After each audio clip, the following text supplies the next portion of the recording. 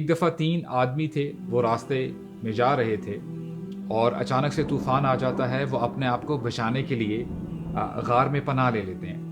And there was a heavy boulder, ایک بہت بڑا پتھر ہوتا ہے، وہ غار کے بالکل آگے آ جاتا ہے جس سے وہ پھنس جاتے ہیں.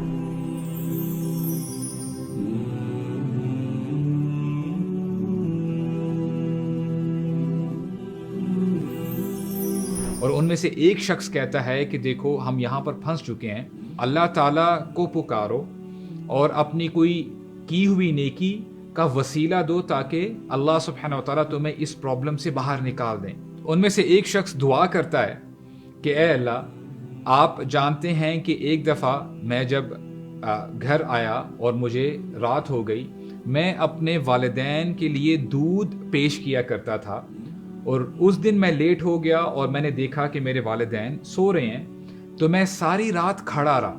حالانکہ میرے بچے رو رہے تھے، میں نے ان کو دودھ نہیں دیا، اور جب میرے پیرنٹس صبح اٹھے میں نے ان کو دودھ پیش کیا اور انہوں نے دودھ پیا. اے اللہ، اگر آپ یہ جانتے ہیں کہ میں نے یہ عمل آپ کی رضا کے لیے کیا تو یہ ہمارے لیے پتھر ہٹا دیں. تو پتھر تھوڑا سا ہل جاتا ہے.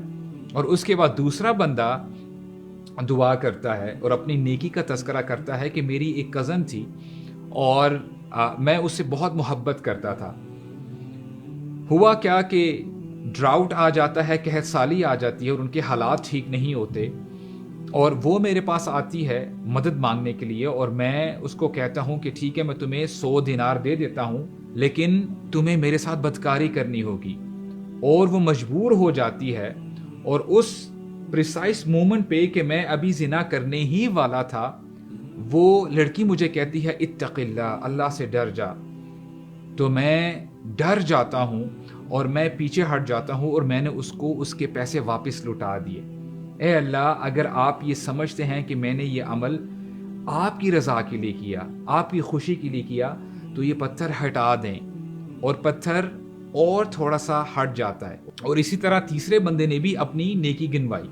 اگر ہم نوٹ کریں، ان تینوں واقعات میں کامن تھیم ہے کہ یہ لوگ گناہگار ہونے کے باوجود یہ اللہ تعالیٰ کو بھولے نہیں. اللہ تعالیٰ کی خشیت ان کے اندر تھی اور ان کا یہ ایمان تھا کہ ہم دنیا میں جو بھی کر لیں آخرکار ہم نے اپنے رب کے سامنے کھڑے ہونا ہے اور جواب دینا ہے.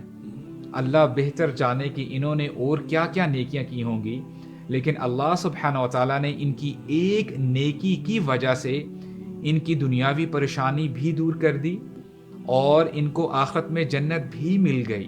اگر کوئی شخص گناہ چھوڑنا چاہتا ہے اور سٹرگل کر رہا ہے، اور اگر یہ شخص اللہ کی رضا کے لیے اس گناہ کو چھوڑ بھی دیتا ہے، تو اللہ سبحانہ وتعالی ایسا کرنے سے دنیا میں بھی اس شخص کو نوازیں گے اور آخرت میں بھی بھلائی عطا فرمائیں گے. میں چاہتا ہوں کہ اب سے آپ کوئی بھی گناہ چھوڑیں یا نیکی کا کام کریں تو اپنے آپ کو ریمائنڈ کروائیں کہ اے اللہ، یہ کام میں آپ کی رضا کے لیے کر رہا ہوں، آپ کی خوشی کے لیے کر رہا ہوں. تو انشاءاللہ اس کا بینیفٹ آپ اس دنیا میں بھی دیکھیں گے اور آخرت میں بھی.